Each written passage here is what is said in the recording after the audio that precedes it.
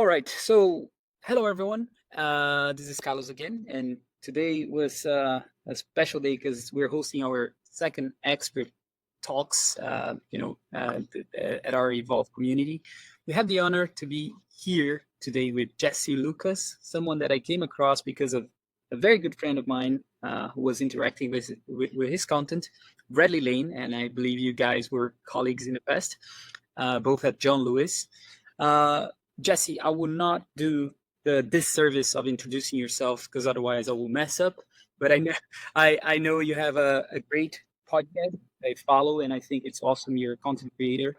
You're also someone who's an enthusiast about conversational commerce. So perhaps we can start with your big picture and how we got here.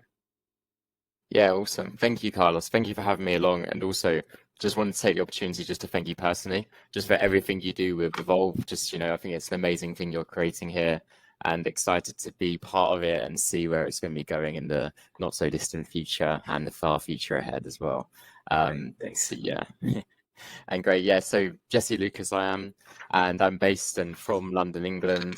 And really, kind of my expertise is in product management with a focus on chatbots, conversational AI, and in particular, conversational commerce.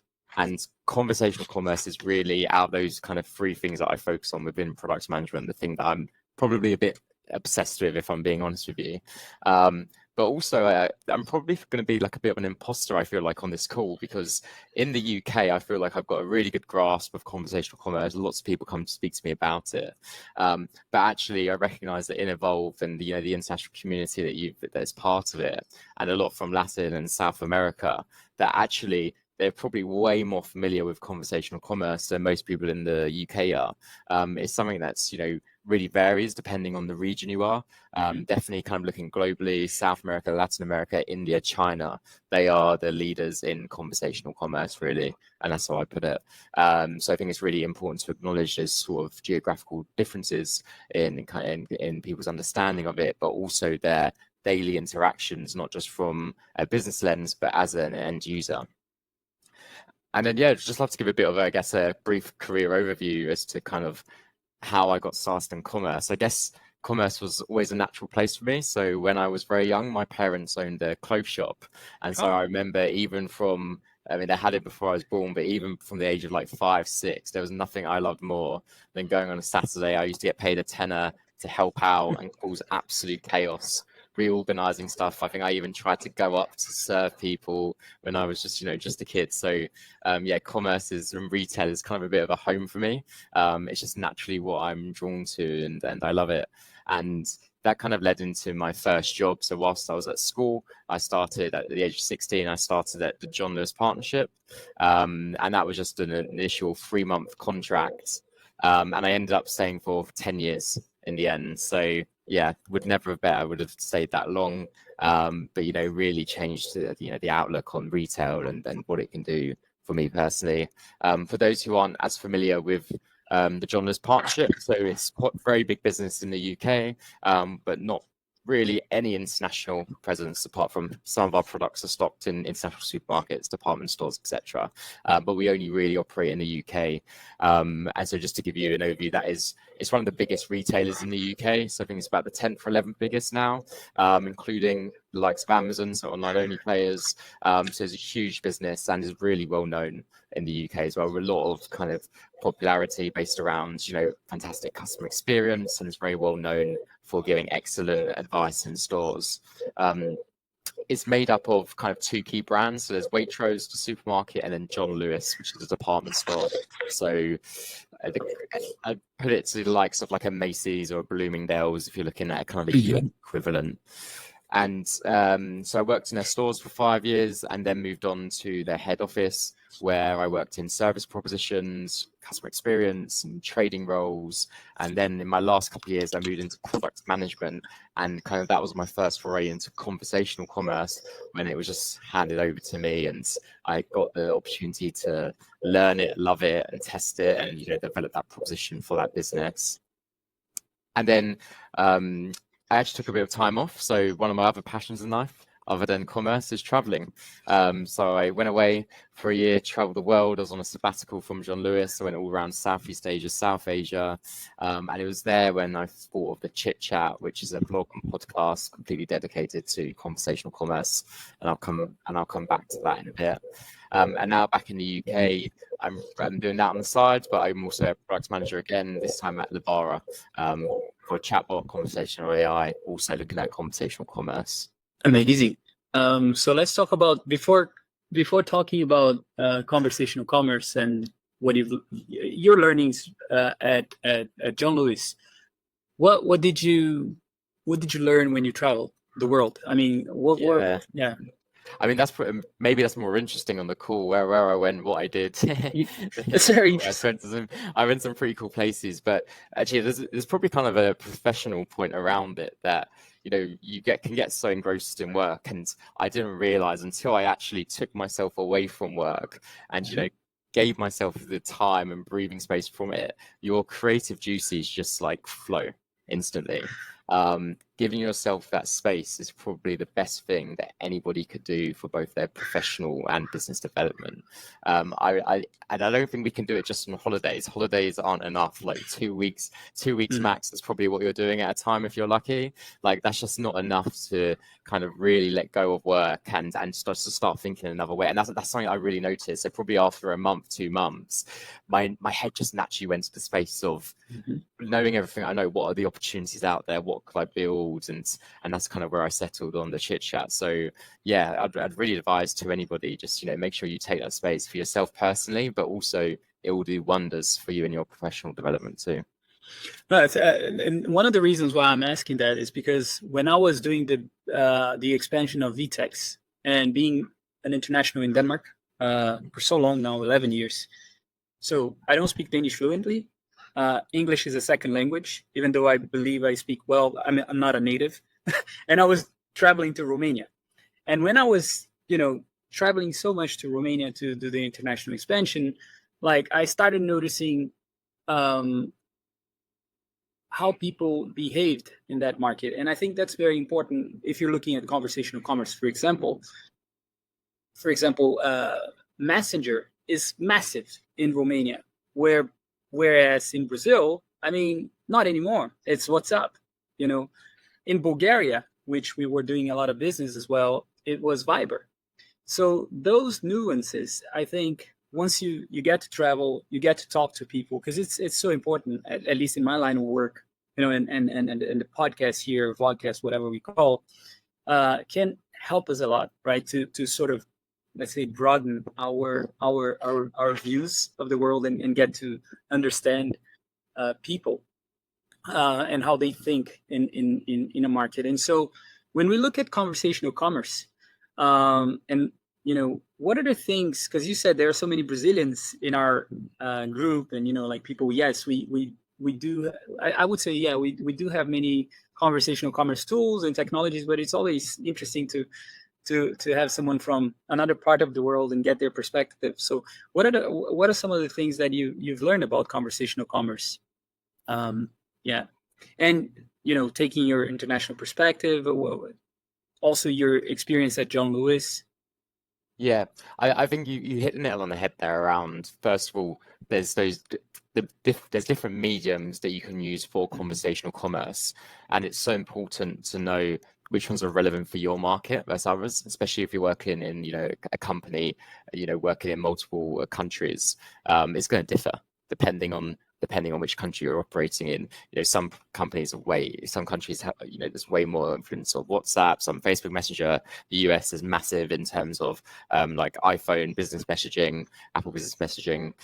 So yeah, it's knowing that, but then also on a deeper level, knowing your customer. So where these might be the channels and the mediums in these countries for conversing and might be the most popular, but are they appropriate for what you're doing? Are they appropriate for the types of conversations you're having with your customer? Does your customer want to speak to you and your brand in that way?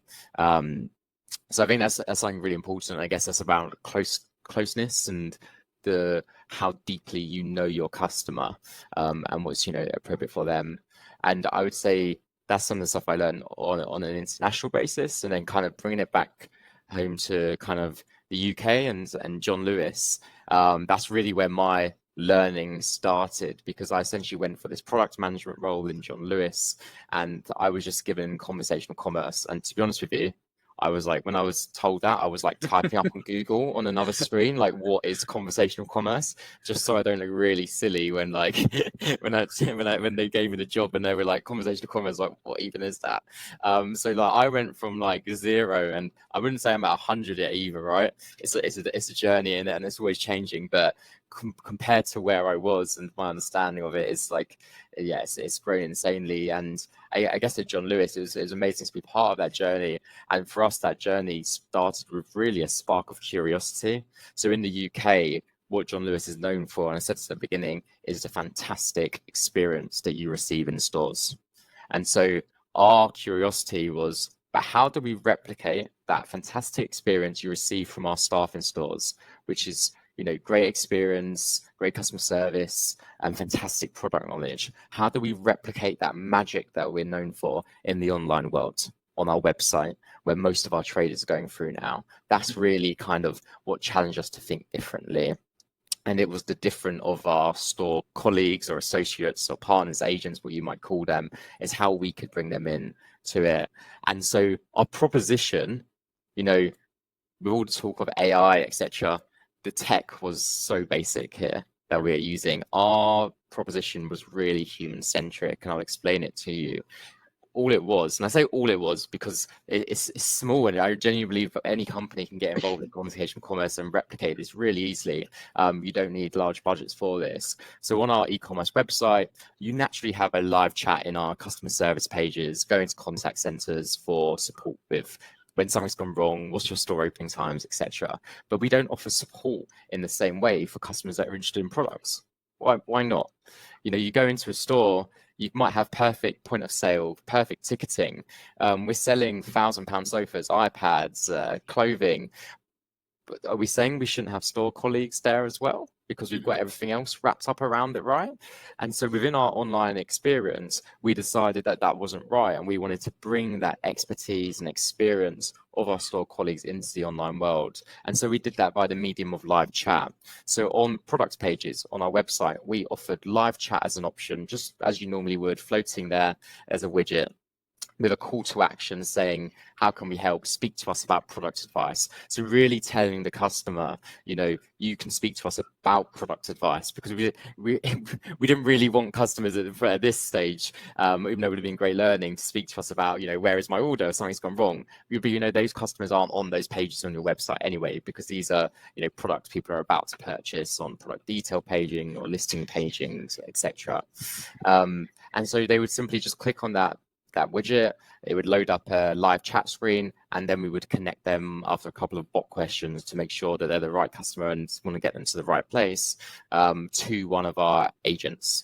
And that's it. And then that customer would then just converse with that agent about that product. So it's, and one thing I learned was you can't predict the sort of questions customers would have.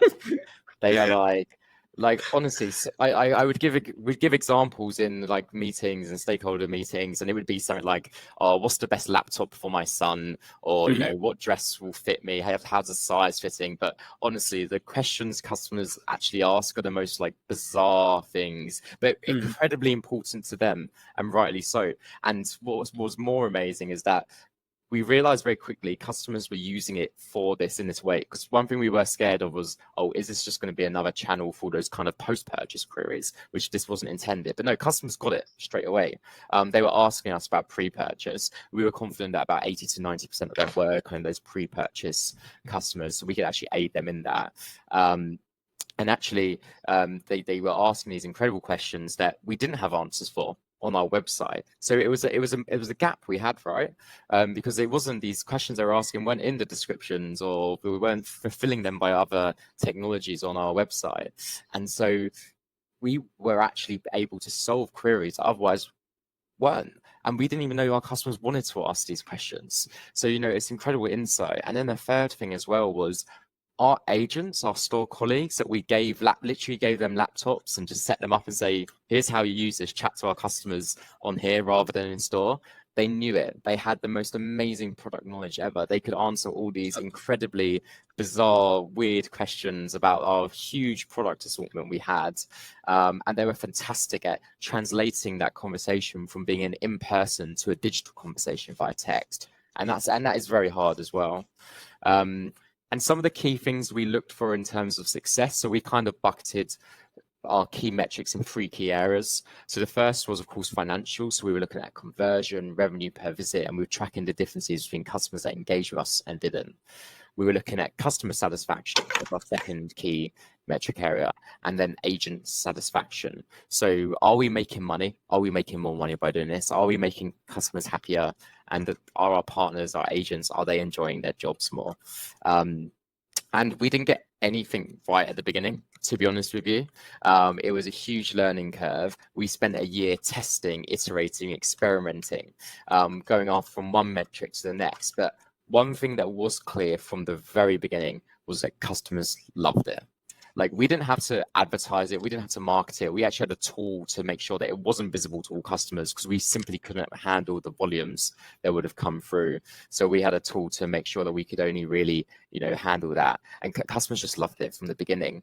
A really interesting thing we found out during this, we did some really deep analysis into the kind of age category that these customers speaking to us were from compared to our regular kind of e-commerce customer.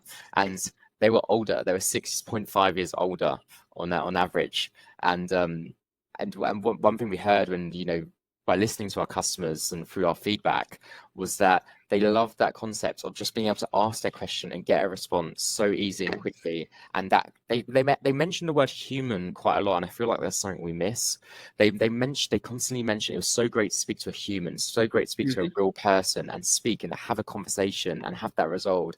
And we started this in 2021, so this was like still coming out of lockdown, so people probably feeling quite isolated. Some people still not wanting to go out, and this was like in between lockdowns as well, right? So actually this was a mechanism for people to feel connected to other people. So it was much deeper than just selling more stuff through live chat, which is what we were providing.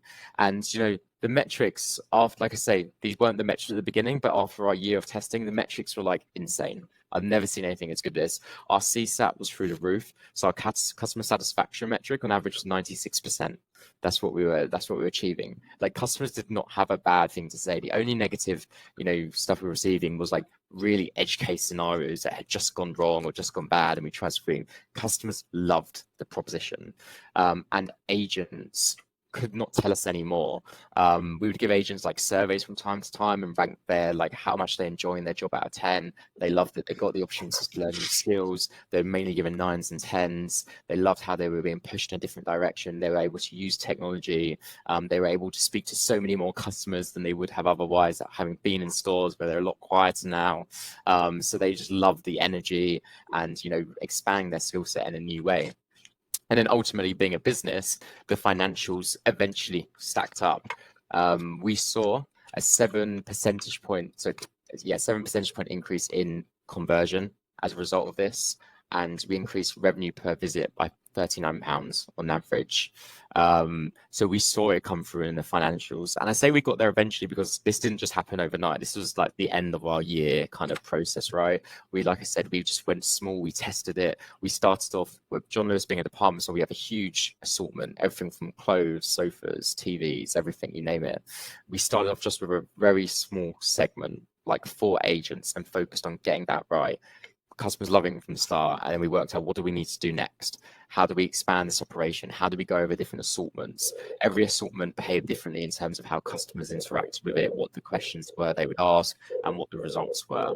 And there's a whole load of other benefits and learnings that we were only just scratching the surface of. So, for example, it was just the voice of the customer coming through to us. They were asking us for products if we didn't even, stop them, and we could then share that with buying teams, with insights as to we need these products because this is what our customers are actually asking us for. We had, all this massive data, and even then we were saying, we didn't know obviously about ChatGPT now and everything like that, but even then we were saying this data we're collecting, this is really useful, not just from a business intelligence standpoint, but for actually AI one day in the future. We said this on, I remember we saying on a slide that we're collecting the data for the future of how our customers are interacting with us, how we sell via this digital channel, and most importantly, what's our tone of voice? So how do our agents respond and help and solve these queries? And we knew we were collecting data for one day when the technology could be greater, that we could then potentially feed that in to create an even more awesome automated experience and help us reach even more customers to help them. So yeah, it was fantastic overall from a metrics perspective, and was a lot of fun to be a part of. Amazing. Some really, great stuff. I was listening to a podcast the other day. Have you ever heard of a brand called CNA? CNA. It's a fashion brand.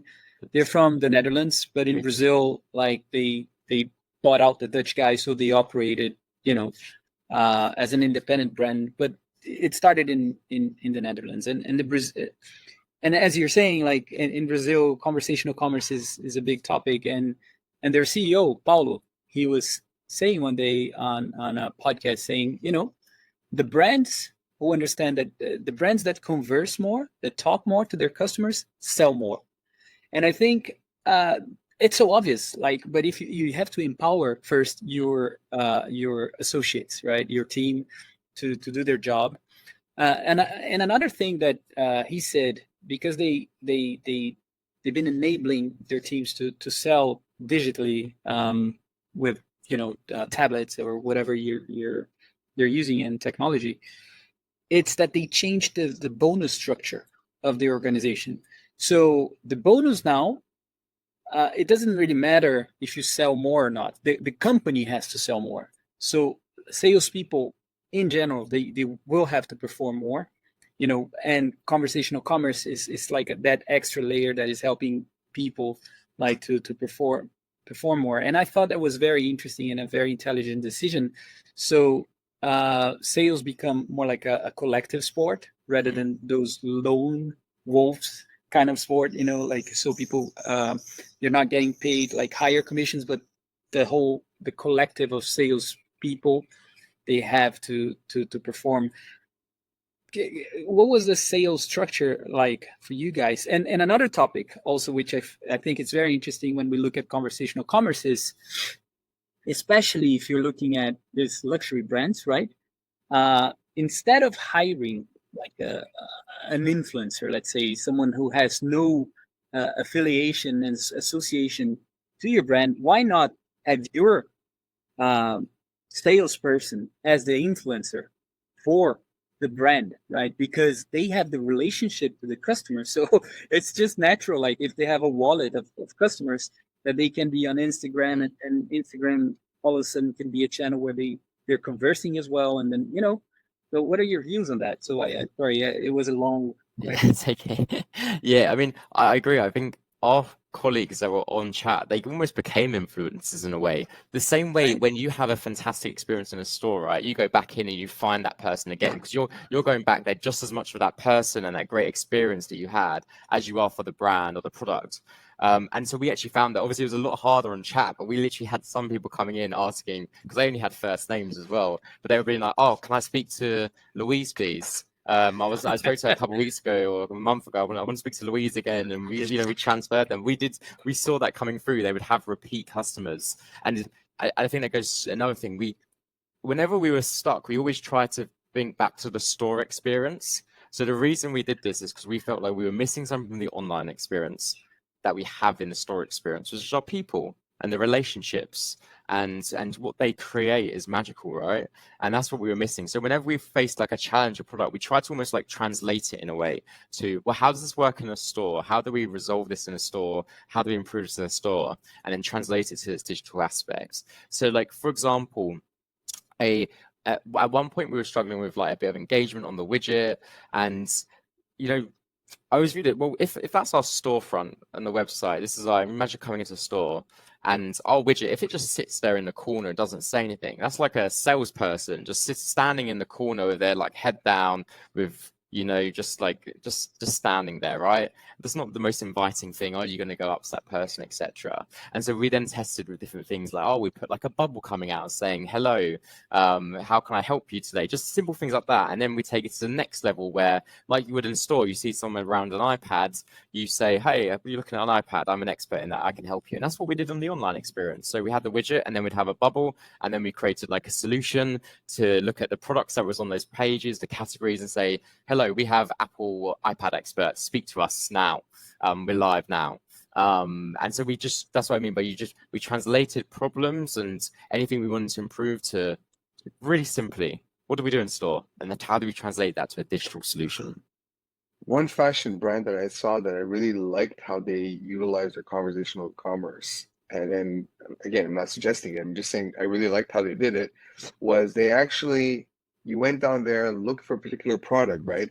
And then because society today does a lot of product suggestions and suggestive selling through TikTok and all that, they would actually do suggestive selling on the conversational commerce in terms of, hey, you're interested in this shirt, this whatever. Now let's match all of the products together and let's link it to a TikTok video where they're matching it all together, right? So like that, you're giving the shopper the overall experience as you're going into a store and you're speaking to an associate and say, I'm going to match this white shirt with these black pants with these blue shoes, and I know it doesn't make sense, but I'm just saying you're going to match everything together, right? That was one experience I liked. Is that something you guys are looking for in the future as well, that upskill and uptake the next steps?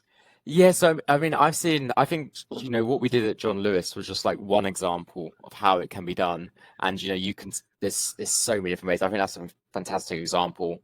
And, you can do it in different ways, whether that's a different channel, WhatsApp, you can go more down like a technology driven route and try and use AI for that now, for that selling. Or there's also fantastic examples of like it's part of conversational commerce, but video commerce. So one-to-one video commerce. Imagine just like simply FaceTime, but with a store associate, because you can then like show, especially for companies with small product assortments, it probably works best because you might actually physically show the product on the screen, but also you can build a different connection, right? It's the same way like we're having a better connection now, probably because we've got our videos on. It'd be a different conversation if it was, just sound, and then it'd be an even different conversation if it was just text going back and forth. So, like I say, that's just because that sounds like a fantastic solution doesn't mean it will work for your company and your customers. You have to work out what is right for both of those.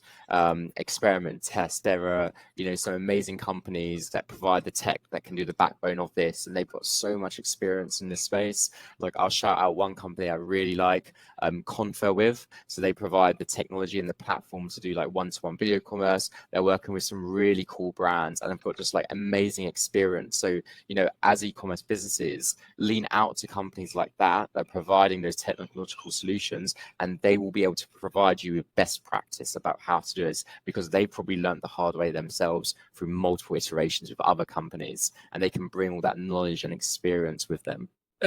Jesse, what's been some of the challenges that you faced to implement conversational commerce? I mean, did you have to educate leadership a lot when you were at John Lewis? Like, was there a skepticism? What was it like? Yeah, massively. I think there's a couple big things really. The first was around this. We had to change the mindset of how we viewed this cost, because the problem is when we talk about like chats and customer service, it's like a cost line, right? And so it's a cost line that's always driven down within businesses and targeted and trying to meet something. We're actually here, we're adding extra cost into the business because we need more bums on seats and we need to speak to more customers, and we aren't managing things like average handle time because actually we want our customers to have longer conversations with our agents. We don't want to restrict that. So we want to spend more money. And so there was this weird kind of journey we had to go on about just educating that, oh no, this is a cost, but it's an investment. And that's why we had to be really in on all our metrics, because we need to show that this is what you put in and this is what you'll get out. And translate that really clearly. Once we had those metrics, it was a heck of a lot easier. But at the beginning, without that, it was really hard because it was like we was asking for money, for technology, mainly for people. That was our biggest expense. but we had nothing to prove for at the beginning. But you have to start somewhere, don't you? So we had to do some convincing and yes, yeah, but yeah, all good fun. And then and another thing as well, I'd say was another big challenge was how do we do this operationally? Was a big challenge for us. So this is something we experimented with and we changed over time, because it was like, do we use agents from stores so they have the product knowledge, and do we give them, as we did at the beginning, the laptops and get them to chat and then we teach them the technology, or do we use contact center agents who are more used to this technology and this way of working and conversing with customers in this way, but they don't have any product knowledge? This is quite a big challenge, right? And we actually experimented with both groups to actually learn what works best and what doesn't. And no easy answer, because there was pros and cons to either way. But we actually found eventually, we started off with store agents. And they were fantastic. Don't get me wrong. But we actually realized that some of our colleagues in stores had been there for like 10, 20 years. And so they weren't typing at speeds that would make it profitable and speaking to 3 customers at once. Whereas if we took an agent from a contact center, they had all these technology skills, so they could speak, they could type really fast, they understand the correct way to write over written communication, and create that relationship like that. And we found it easier to give them the their product knowledge with the right tools. So if you gave them the tools so they have the product knowledge through knowledge articles, and there's so many different technologies you can use to do that, we found that was actually a better solution than trying to teach our store colleagues to kind of the tech side and how to use computers better and that area. Amazing. I mean, we have, I think I told you a while ago that we have in the community Hadar from PowerFront. The first time we spoke, and he's online. I'm not sure if he can join us, but what they do is really cool. So, for example, during the pandemics, that's when I got to know Hadar. They created this advertisement, which was really funny. Like the store was empty, right? But it's not because the store is empty that there's no traffic, right? And whenever you talk to Hadar, like, he's so passionate about it, that I bought the vision, because it's obvious. Like, it's not because there's no foot traffic that there's no one coming to you visiting your website. So how did you come across things like that? Because I mean, John Lewis is massive, but conversational commerce during the pandemics also played a role there, like when stores were empty and you could take advantage of your sales force and take advantage, as in have them working, not so you wouldn't fire them, and yeah exactly. And yeah, that was part of it as well, right? So we had an opportunity to repurpose people, essentially, right? Because our stores weren't at capacity, so we started this kind of just after like first lockdown during COVID, but we even in between lockdowns and so on, as time progressed, it took time for people in stores to customers to visit numbers to get back to anywhere where they were, and so we were able to repurpose people with these skills and literally just give them a laptop, set them up at home, so they had meaningful employment and work to do and could make a difference. And for them, that was fantastic as well. They loved that they could contribute to the business still, that they were obviously employed and doing great work. They loved that. And then there was also people who actually they didn't want to go back into stores, because obviously it's a customer facing environment where they're interacting with hundreds of people face to face every day. And so we had some people that had underlying health issues, and so still coming out of lockdowns and COVIDs, it was a really big thing for them to try and limit how many people they interact with. So this was an alternative for them to continue to work whilst in a much safer way, which is really important for them. Very cool, very interesting. Jesse, perhaps sorry, go ahead, Gustavo. Well, just with your experience in this in conversational commerce, when we're talking about e-commerce, to be specific, what do you see the companies investing more in terms of conversational commerce is for enhance the conversion rate, is for making it's to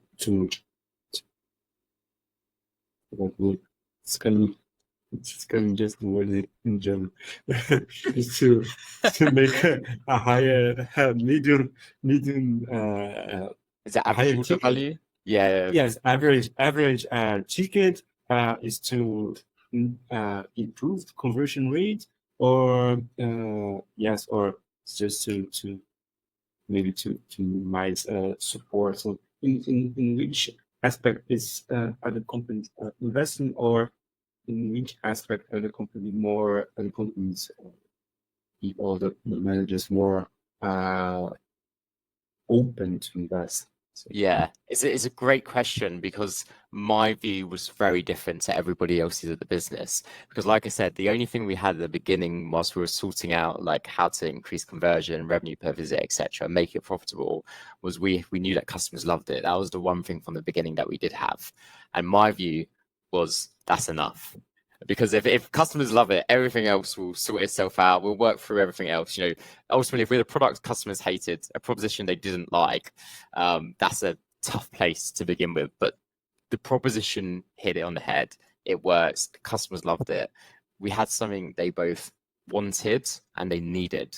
And so we then took the steps to test and iterate and experiment to change all those other metrics, right? Because I was told quite clearly, well, for us as a business, as being John Lewis, customers loving it is very important. That's what we're all about, but it needs to make money because retailing is tough, everywhere at the moment, but particularly in the UK with large stores, this model 150-year-old business John Lewis is, it's tough, right? So it was like we started with the customer metric, the agent metric was not long after we managed to get them really enjoying their roles, and then it was almost like I was targeted to achieve every financial metric we had to achieve.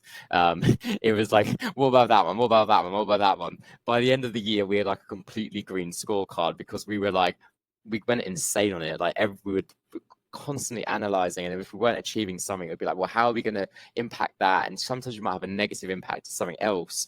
So we were very careful about how we managed our kind of initiatives to improve performance. But I'd say there's no straight answer because it varies depending on the company what's important. You might have some companies like Apple, for example. I love that example that they talk about their stores not as a cost but as a marketing expense, right? And it's how you want to view this. I would view it as the most important thing to me is customer experience, because it's a relationship and everything will come from there eventually. I'm not like a wishing man, but it just will, right? If your customers love it, there's a need and a want for it. Everything we can make it work. But depending on the company and how important things are, you might have to prove things sooner rather than later. So it's very much dependent on the company, their appetite, and where they view as the importance. No, literally, it's almost literally like the brand voice, right?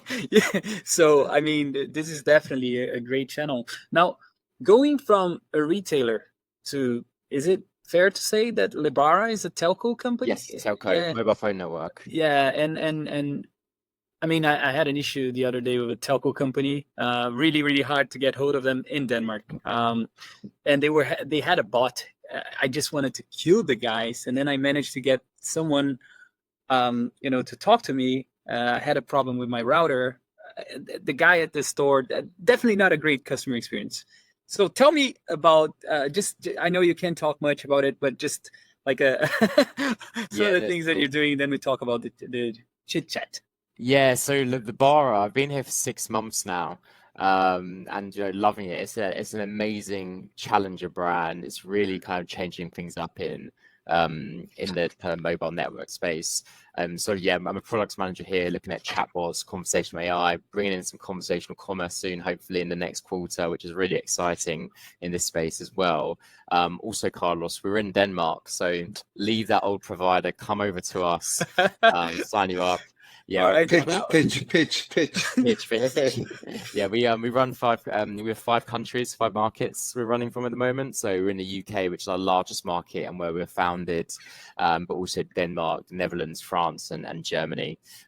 So yeah, 2 of you on this call can now join. But Lebara typically, like, it's the kind of let's say the chip, where you call like the SIM card that you buy to get some, like when you're an immigrant or an outsider, and then you don't have a proper line that you sign, right? So that's what I know Lebara, Yeah. you know, for they're trying to change that and Completely fair, yeah. So we've been on this journey the past couple of years at Labara to really change that. So that is, you know, a core part of our base, and that's what we were founded on, right? But actually, like what we stand for now is so much more than Mhm. that. We stand for great value, you know, great customer experience, Right. and like I would say that's it. We're a really simple brand, right? Because all you want as a user, Carlos, in that scenario as a customer, you just want your mobile data to work, and if you have a problem, you want it fixed. Like that's it, and you shouldn't pay any more for that. So we, Mhm. as a company, take pride. We don't sponsor football teams. We don't sponsor music venues. We keep all our costs down to pass on to them as a user, and you know. Trustpilot is one of the most important metrics to us. In some of our markets, we're like 4.8 on Trustpilot. Go check it out for like your country. But you know, we give amazing customer experience, and that's what I'm building into our chatbot experiences at the moment. So we're really, you know, going through our chatbot and customer experience and using that as an avenue to speak to our customers. But we're all about great value and great experience, because that's what we need with your mobile phone network. We don't need to like overcomplicate it, right, and sell you more. We don't have. You're not going to get a call from us giving you loads of add-ons or giving you a 24-month or a 36-month plan. It's really Mhm. inflexible. You know, we have lots of flexibility in our plans and really great value, which is what it's all about at Labara. Love it. Just in this club here, 22 nationalities. Dominic is in Canada. Gustavo is in Berlin. So you can send a message. We are live on LinkedIn, and we are open for collabs. The very well. So, Jesse, let's talk about your podcast and what's going on in there. Like as a content creator, you know, like tell us about the podcast.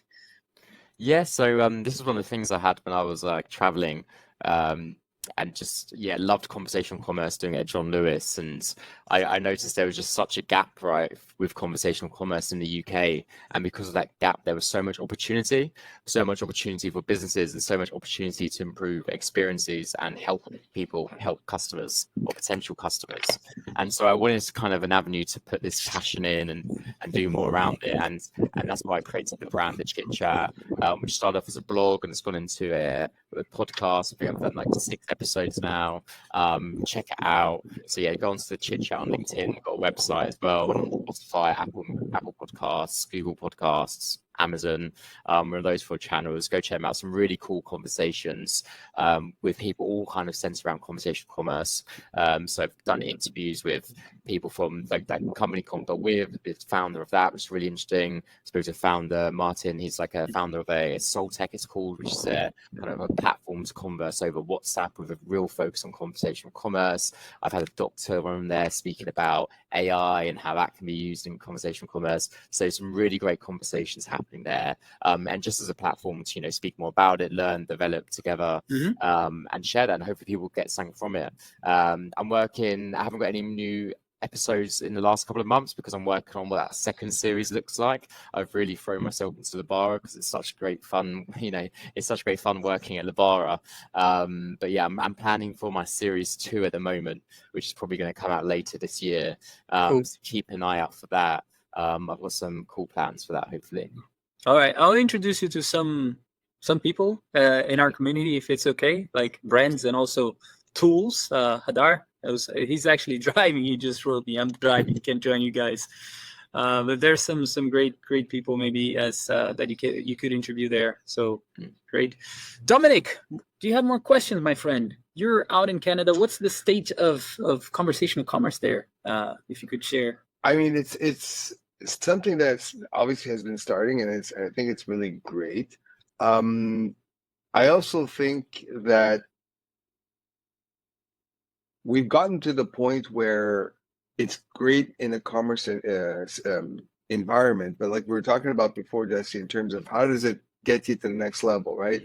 That's I think what we're looking at right now in North America with regards to that.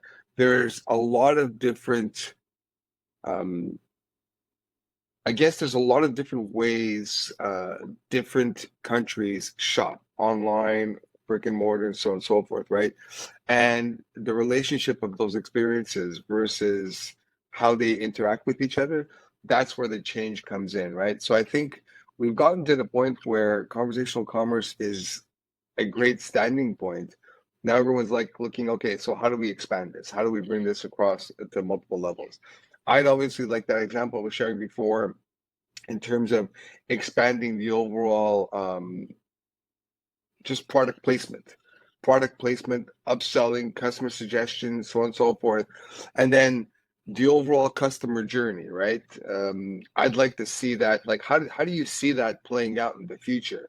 I know that you see that for commerce, but if you look at the overall company customer journey from start to finish, where do you think those areas could actually hit more? I think it's great. And there's something else before answering that, Dominic, there's something you said that I want to touch upon, which is I think it's almost an issue of scaling, right? So it's like you've got that step, and how do you scale it into a serious proposition? And I think that just because you do something well in its initial phases doesn't mean that's what you have to scale or that's what you have to do. And you can be really targeted about conversational commerce. So really use data to ensure, and this is where it feeds into the customer journey. How do you employ it at the right points in the customer journey? So, for example, you could use really basic stuff such as behaviors on a website to then invite a conversation to those customers. So we were looking at things about how customers clicking between two products a lot or using a comparison tool. So that might indicate that there's a state of confusion, that they have unanswered questions.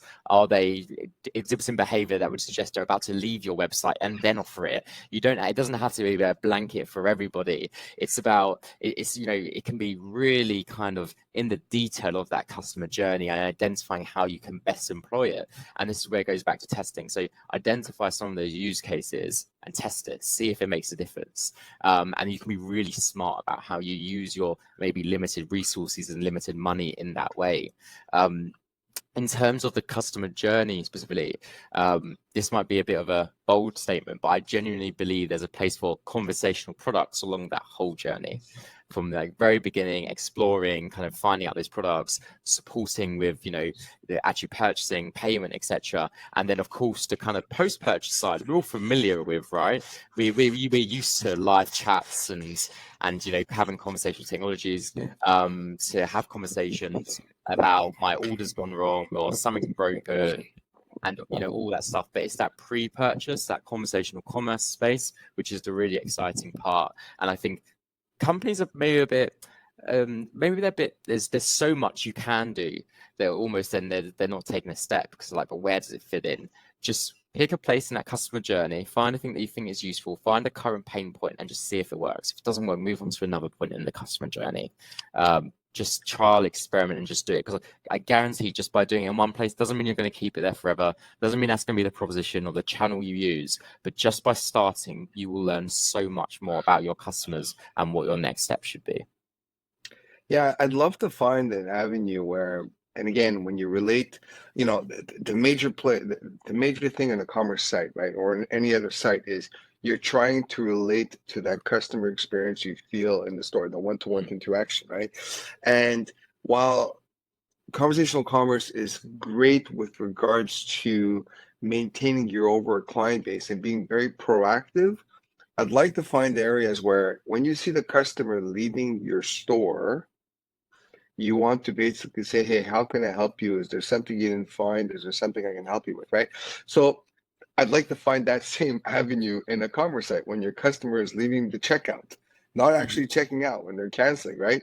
Is there a way that you can sort of attract the customer back in and say, hey, you didn't find everything you were looking for? Can I bring you onto this page? Can I show you this?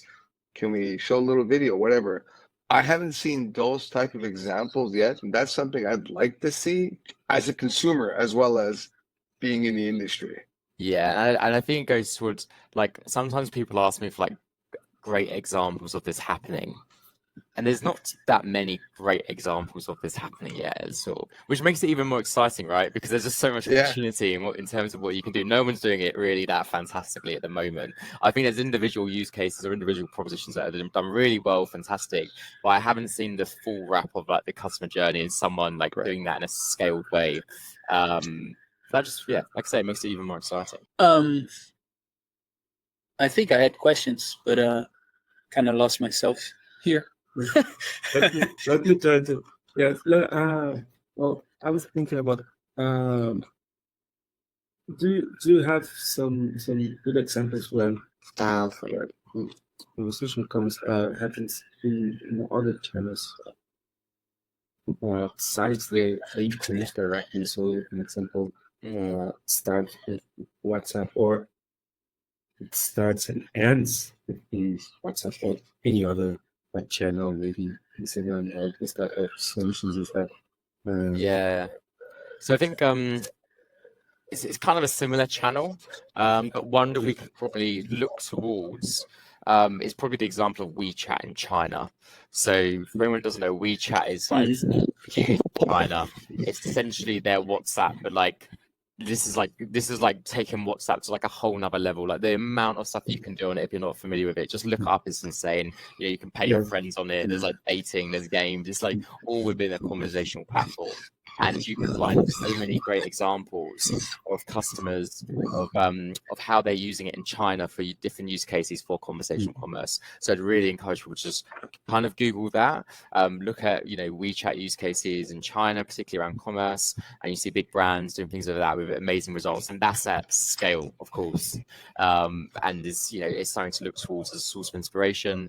Where I don't think that's something we'd exactly replicate, probably in like more Western markets or in Europe. But it's definitely really great food for thought. I also think there's some other really good, interesting stuff that's happening in like Brazil that Brazilians on the call may be aware of, and also India regarding WhatsApp. So if there was a channel, I'd say it's WhatsApp.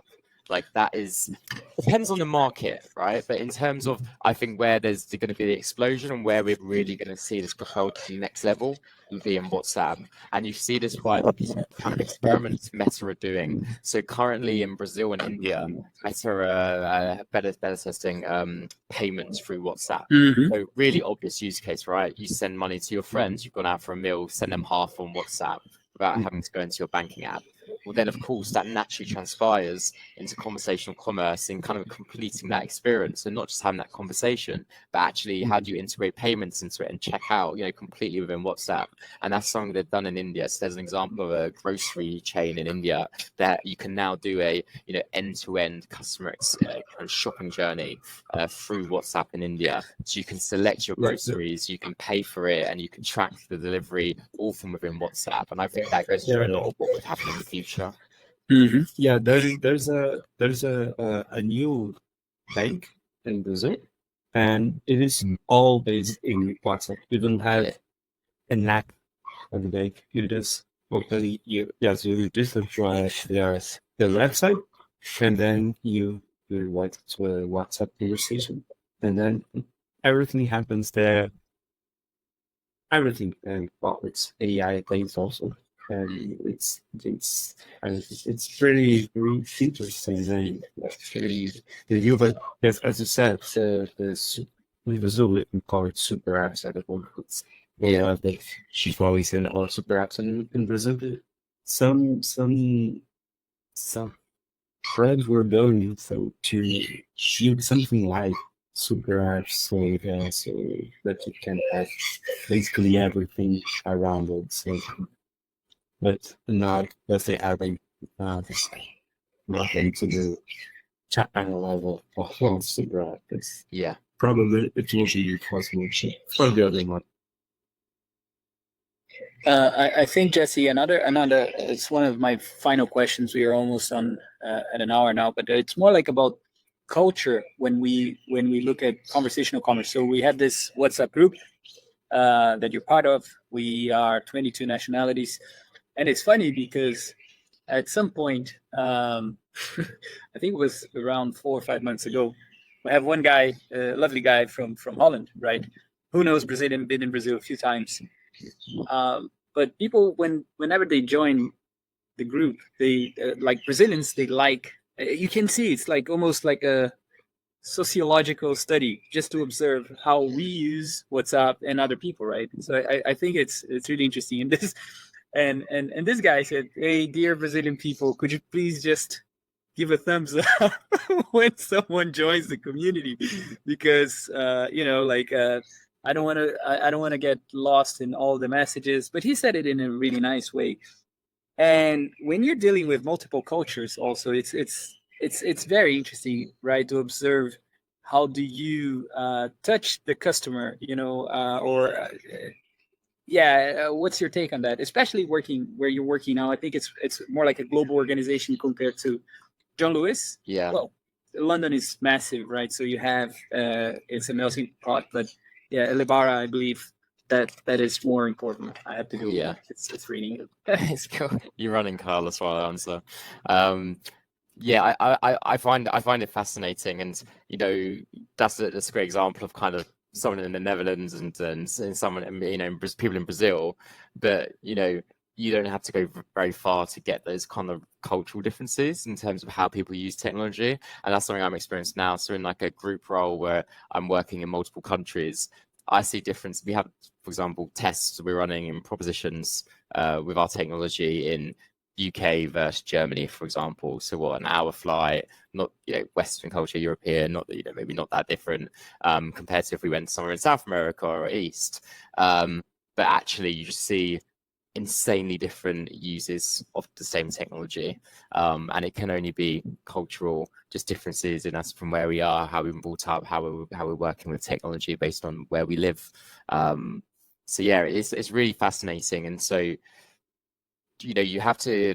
I think the first step is just to be mindful of that, especially where we all have WhatsApp, but we're all using WhatsApp in different ways. We might all be conversing in English over WhatsApp, and even the way we're saying English and what we mean by that English is different, right? It's not just the language, it's the tone and the intent behind it.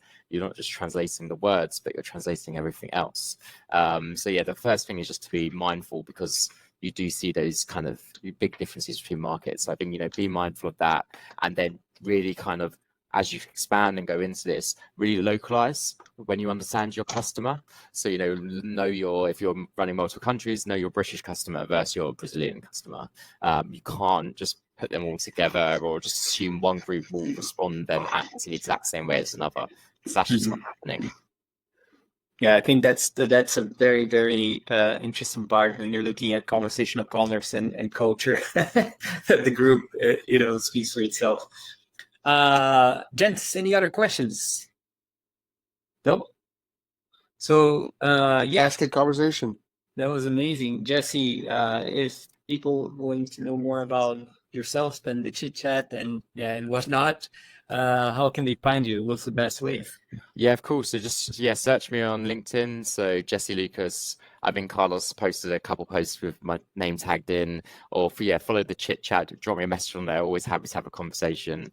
So yeah, looking forward to hearing from some of you maybe. And yeah, thanks again, Carlos, for letting me My be pleasure. part of this conversation. It's been real fun. It was amazing, man. Thanks for this lovely chat. Cheers. Thank you. Bye.